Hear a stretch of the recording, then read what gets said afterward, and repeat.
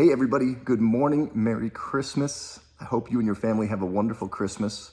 And I'd like to share a story with you that I've shared in the past, but it wasn't until recently that I've discovered some things about this story that I hope inspire you, ignite you, and give you hope during the Christmas season. March 8th, 2005 was a sunny Colorado Tuesday afternoon, and I walked into the office of a bank with a buttoned up shirt and a tie, choking my throat, about to enter on another day to a job that I hated and absolutely despised. I was Mortgage Matt, working at a local bank as a mortgage loan originator. And I thought that that was the business and the opportunity that would allow me to prove myself and become successful, and absolutely hated it.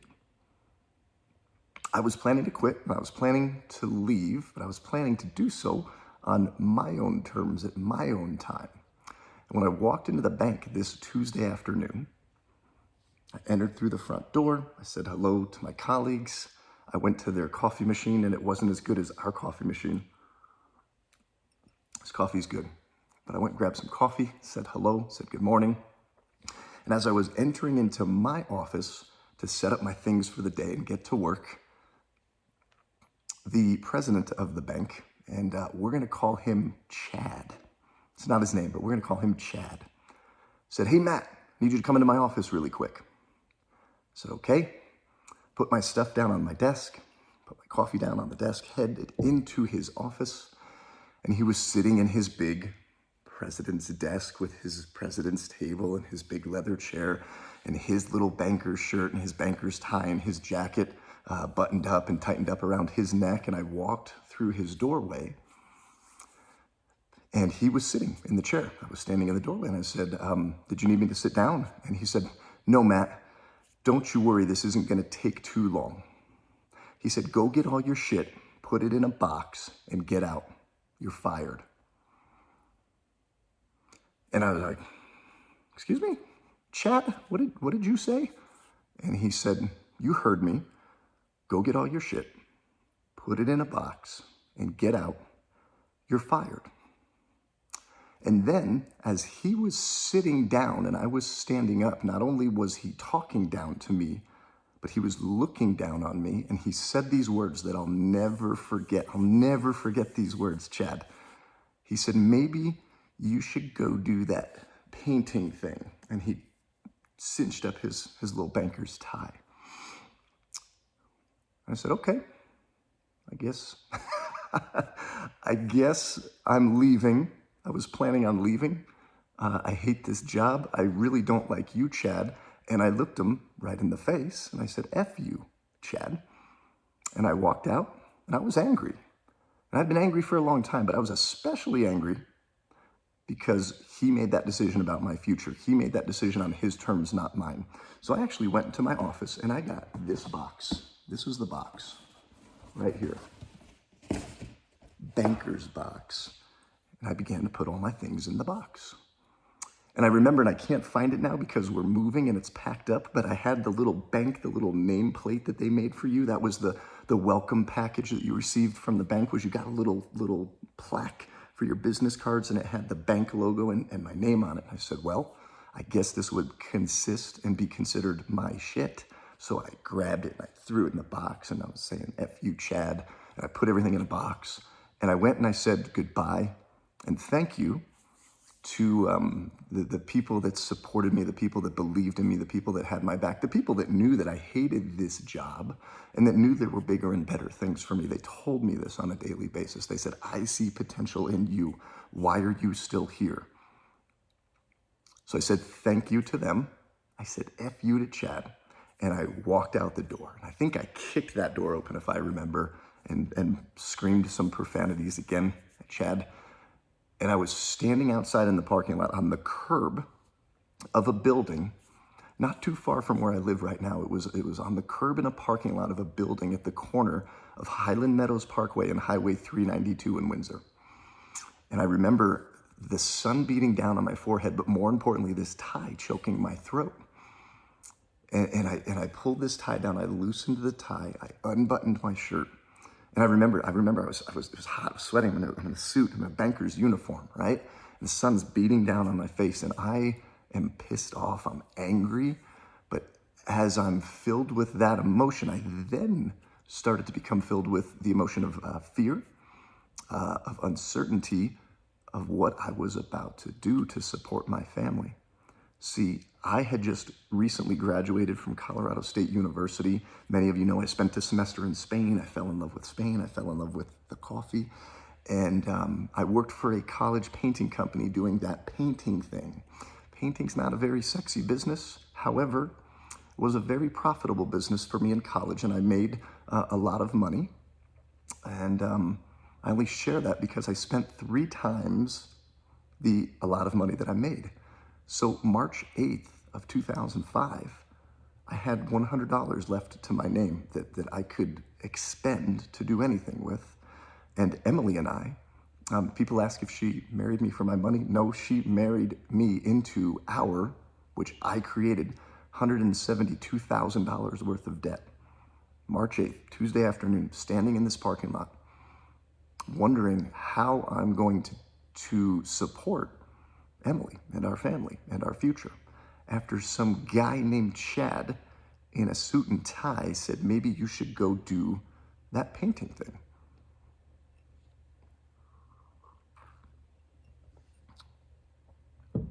So I made some decisions very quickly, but I vividly remember as I'm holding this box,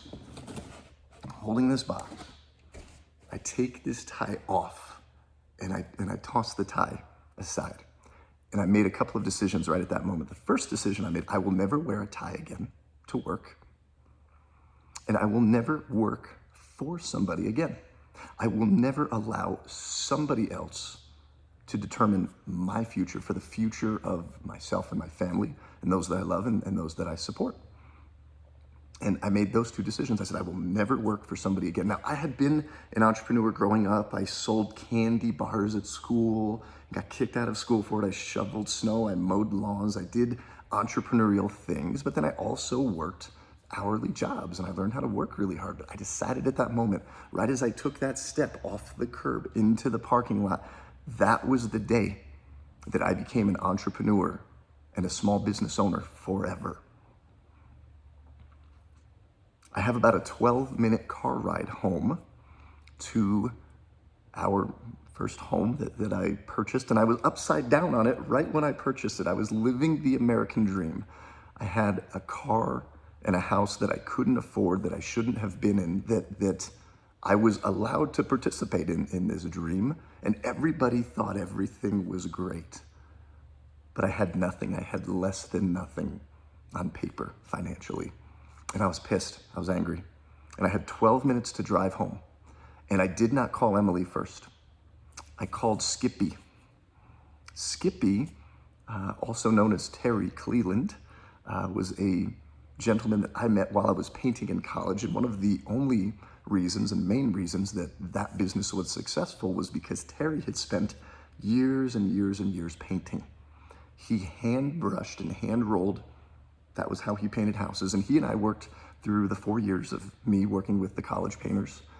And when I left College Painters and said, Terry, this painting thing's not, really sexy. I'm going to go do bigger and better things. And he said, Matt, what are you going to do? I said, I'm going to go be in mortgage banking. And he goes, mortgage Matt, huh? He goes, that doesn't ring as much as what I see you doing now. But if that ever doesn't work out and you want to get back into this painting thing with me, you give me a call and we'll go paint some houses, Skippy. I would bring him coffee every morning to the job site, and I don't know why, but we just called each other Skippy.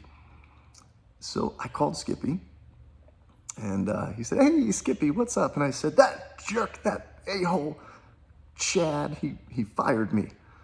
And we're going to go do this painting thing. Get ready, because in about 3 weeks, I'm going to have your whole summer filled with paint jobs. And he said, you got it, Skippy. He goes, I'm proud of you. I'm proud of you. That Chad guy was a jerk, and you shouldn't have been working there anyway. You're much better than them and better than that. said, all right, Skippy. I didn't even take those words and I hung up the phone and I crafted my plan. I arrived home and Emily, who was working part-time at an elderly care respite facility back then, working part-time, making $900 a month. And I just share this because I needed $2,800 a month, right? My 28 and her 900 was 3,700. That was our monthly break even to pay for all of these debts that I had accumulated. So I'm driving home. I need to make $2,800 in 30 days. And what am I going to tell Emily? She didn't know, and she didn't just know till about a year ago how scared, how terribly scared I was of what was about to happen. I walked through the door of our condo, of our over-leveraged, upside-down condo, and said, honey, I'm home. Something to that degree. She said, how was your day? And I said, Chad fired me today, but F Chad, I'm gonna go start this painting thing. And I got it covered, don't worry about it. And she said, are we gonna be okay? Do we need to talk about the plans or the finances? I said, just don't worry about it. I had too much ego. I was too stubborn and too angry to appreciate and realize how scared I was. And maybe that was good, maybe it wasn't. But I went out over to the Washington Mutual Bank, right over there on Harmony and McMurray. It was before it changed from Washington Mutual. And I walked in there and I said, how do I open a business account? I didn't know how to open a business account. I didn't know how to start a business. And they told me, well, you need to have your Secretary of State articles and your tax ID and all of this stuff. And I said, what's the minimum balance? Because I don't have that much. She goes, well, you have to have at least $100. That's all I had. So March 8th, 2005 was when M&E Painting officially launched into business. And I took that $100, put it into the bank, went over to Kinko's Copies, and I made some little, I remember a little crooked cut. They were cut crooked, just blue cards, black text, M&E Painting, Matt Schaup, owner. And it had my 5225 White Willow Drive address on there. And I went straight from the bank right across Timberline Road to Timber Creek and Stetson Creek. And I remember I knocked on every door in that neighborhood. I went to Keystone Creek Court and I knocked on the first house. I knocked on Bob's door and I said, hey, Bob, it's Matt. Nice to meet you. I'm gonna be painting some homes in the neighborhood this summer. Your home looks like it needs painting. Can I give you an estimate? Bob said, sure. I said, how about I'm back on Saturday? And then I went to the next house. I went to Phil and Tracy's house. Hey, Phil and Tracy, Bob is gonna be meeting with me Saturday morning. His house needs painting, yours does too. Maybe we can work something out if we both do the jobs together. Can I come out and see you Saturday after I see Bob? So I went from Bob to Phil and Tracy to Warren to Cindy to everybody down this street. And that's how M&E Painting started. And I didn't slow down to think about the things I'd like to share with all of you now and the value and the importance of this story. Because the way I used to tell this story was that within 9 months, by the end of 2005, not only was I not in debt anymore, but I had raised my head to water level. We were out from underwater, and financially, I had a chance to take a breath. We had done $500,000 in business, and I made more money in those 9 months than I absolutely ever would have made at the bank as Mortgage Matty, working for Chad. And I made more money than I did over the 4 years of college painting. And I had proven some things. I had proven some things to myself that I didn't know if I could do, and that a lot of people told me that I couldn't do, shouldn't do, wouldn't do, that I should just be working for somebody else. So first year we did $500,000 in business. Next year, 3/4. Third year we hit 1.2 million. Next year, 1.6. Then we started hitting 2 million, 2 million plus. And Emily and I's financial position changed greatly. My financial formula, however, for a few years did not. Although we were making a lot of money, I was still spending more than I made. And that's another story. That's another thing that I'd love to share with you guys at another point. But here's what I'd like to share with you regarding this story as I journeyed through business from 2005 till about 2011 or 2012. I had a lot to prove, I had a lot of ego, I had a lot of things to show the world because I was mad. My overriding emotion that I defaulted to was anger. And there's a reason for that. So as I grew my business and climbed this multi-million-dollar mountain of success, I got to the top and nobody was there with me. Nobody wanted to stay around. Nobody was staying around. It was my way or the highway. It was kill or be killed. I executed on business. It was the X's and the O's and the dollars and the cents and the profit over the people. And it was to prove a point that I was good enough, because nobody ever told me, at least I didn't realize, and I didn't listen to the people that told me that I was good enough, that I did have what it takes.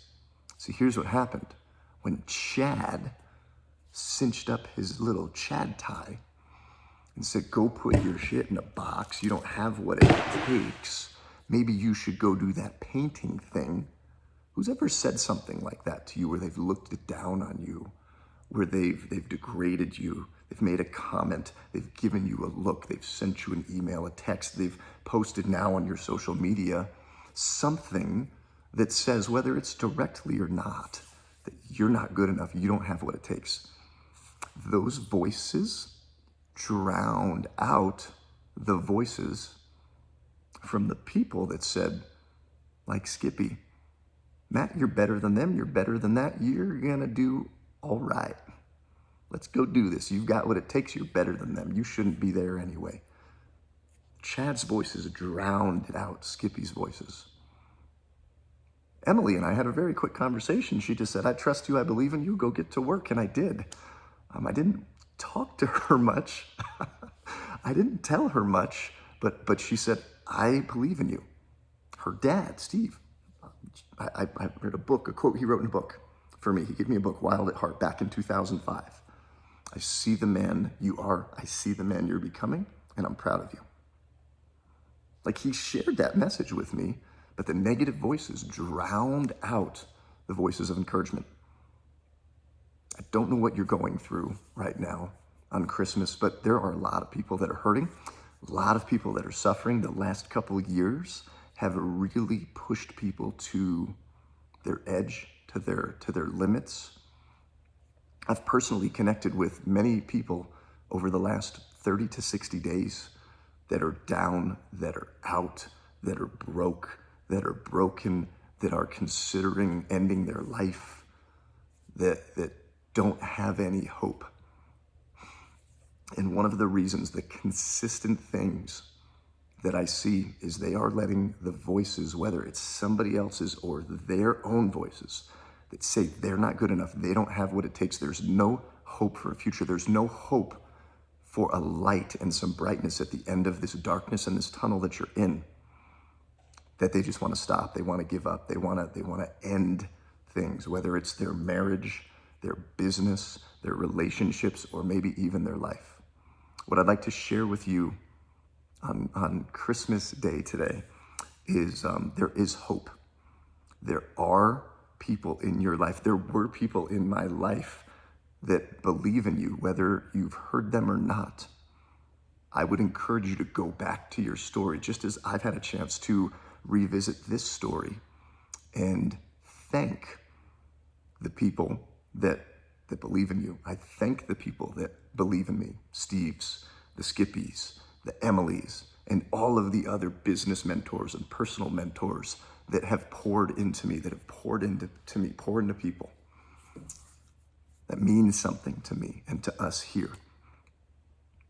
And if you feel like today that nobody believes in you, you say, Matt, that's great, nice story, cool, but I don't have any of those voices. My voice is telling me I'm not good enough, and nobody else believes in me, has my back, or thinks that I can do it. I'll tell you this, I do. I'll be that voice for you, whether I know you or not. So I encourage you not only to search for and find and start to listen to the voices that uplift you, that inspire you, that encourage you, that ignite you, that give you hope.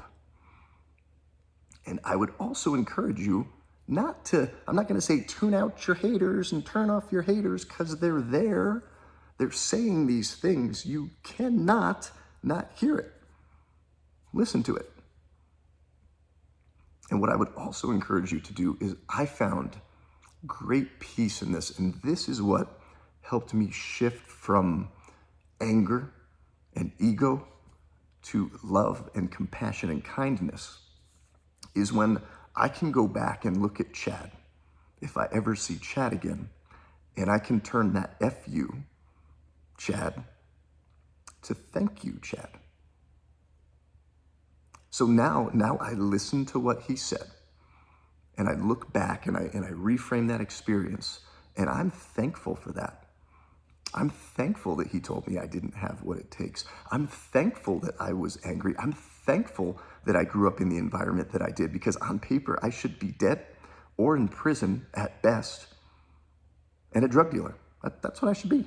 That's what everybody else that I hung out with growing up in New Jersey ended up being, the ones that are still alive. So I'm thankful for all of those things. So thank you, Chad. Thank you for cinching up your little banker's tie, telling me to put my shit in a box and throwing me out of your bank. And what I would encourage everybody here watching this today to think about is turning an FU into a thank you. Who are the people? What are the voices, whether they're yours, whether they're somebody else, that are beating you down, that tell you you don't have what it takes, that tell you you're not good enough? Thank them. And then listen to the voices that do believe in you, and go out and work hard. I've worked hard for 18 years. And I've been faced with lots of adversity, lots of challenges. It hasn't been easy. And I love and appreciate that adversity and those challenges. We live in a world where being soft and needing to be protected and be in a safe space and place free from adversity is being taught. And it's crazy. I am scared to death of what is going to happen to these people the first time they face adversity. Go put yourself in some adversity. Listen to the voices that believe in you and tell them thank you. The people you want to tell F you, tell them thank you. Go out, work hard, have a plan, and know that if you feel like you don't have anybody and you're on this journey alone, reach out right here. As I drive into and commit into 2022, be making some announcements in the beginning of the year. There's some things that I have not followed through on, that I have stopped doing, that I have set aside. And I created a lot of excuses. There was a lot of fear. There was a lot of, I'm not good enough. What are people going to think if I do this? And it was because I was listening to the Chads, not the Steves and the Skippies. So moving into 2022, I commit to you to be a light of hope, inspiration, encouragement, ignition in your life, to be here for you on this journey to make your life better, to grow your life, your business, your leadership, by sharing stories like this from my life that I've lived. So I love you. Merry Christmas. Don't give up if you're ready to give up. If you're at rock bottom, appreciate rock bottom. And I'd encourage you to look at the stories of success from people that have been at rock bottom, because in that rock bottom moment, there's some treasure there that if you can sift through the shit and the dirt and everything that's at the bottom of that rock bottom pit, and take a minute and find that treasure and see that anybody who's been at rock bottom that's kept working and that's done these things has come out. And there's light and there's beauty and there's hope at the end of that tunnel, at the top of that pit. And my hopes for you today are that you find that. Love you guys.